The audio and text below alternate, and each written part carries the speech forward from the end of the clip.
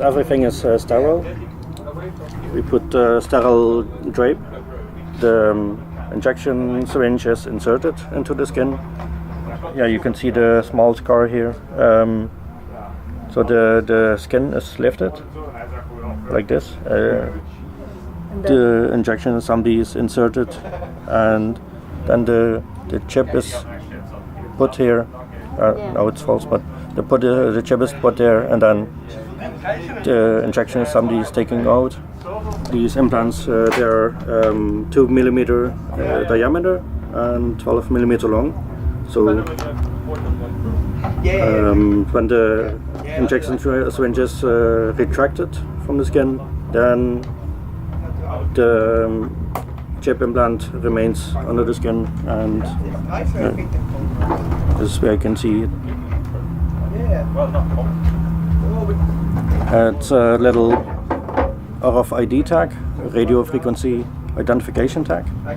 I don't enter a code because anyone can look over my shoulder and see what code I'm entering.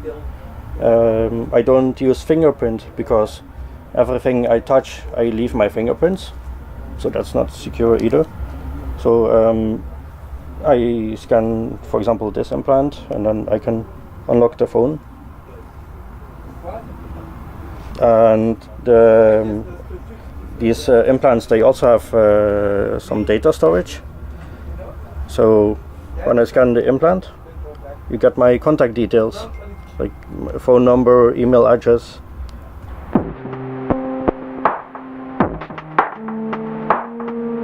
Hacking is a way of life. For many it's a hobby or their profession.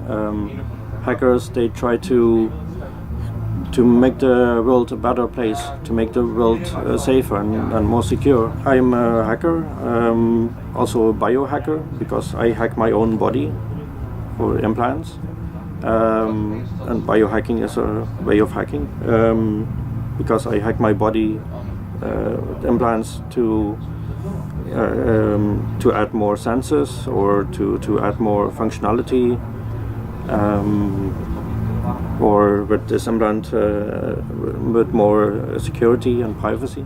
I visit these hacker conferences since 2001, and in December 2010 there was a lecture by Left Anonym, and Left Anonym gave a lecture. It's called Cybernetics for the Masses, and Left explained that if you have a magnet implant and the magnet implant is in the fingertip, yeah, then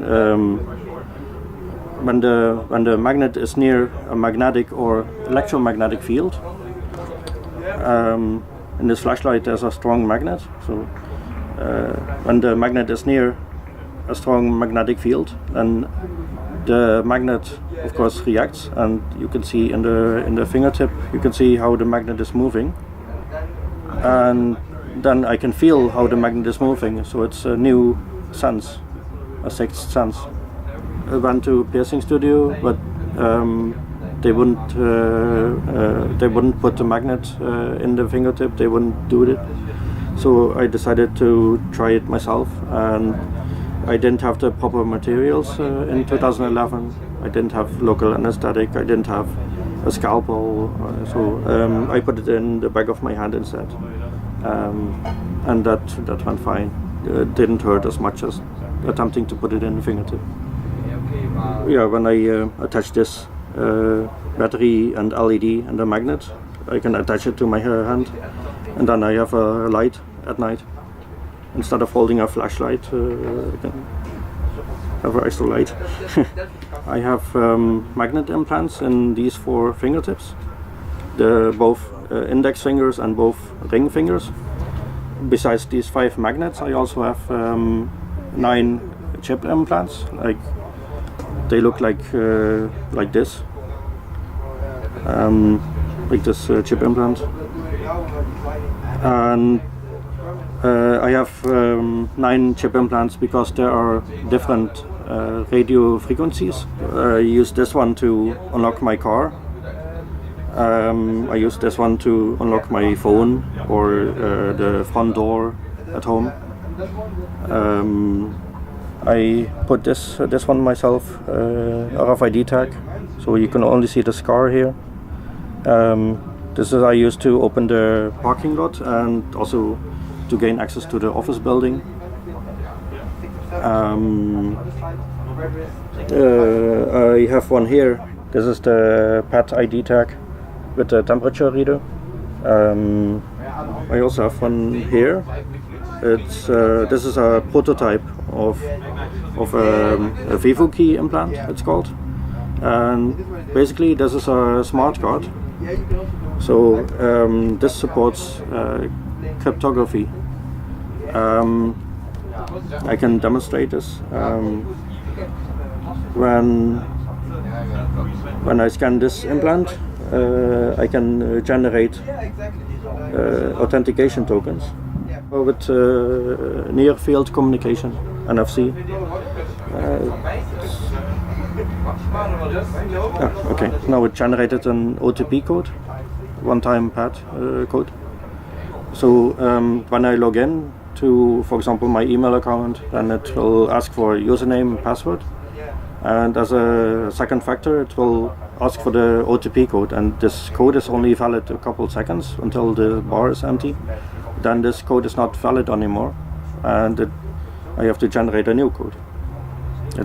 This offers more security because username and password can be guessed by criminals, but only this implant can generate this code. These all my implants, they are all passive. There's no battery inside them, so it only becomes active when it is near the electromagnetic field from a reader like this smartphone. And you can see on the tag when it's reading for an implant or card or a key fob. Yeah, there are NFC apps like NXP Tag Writer app, and I can use this app to read or write information on the implant. I don't have to take the implant out of my body to read or write it. I can just load a business card or text, or for example, some people, they put their medical data, if they have any allergies or if they have medication, or contact details in case of emergency.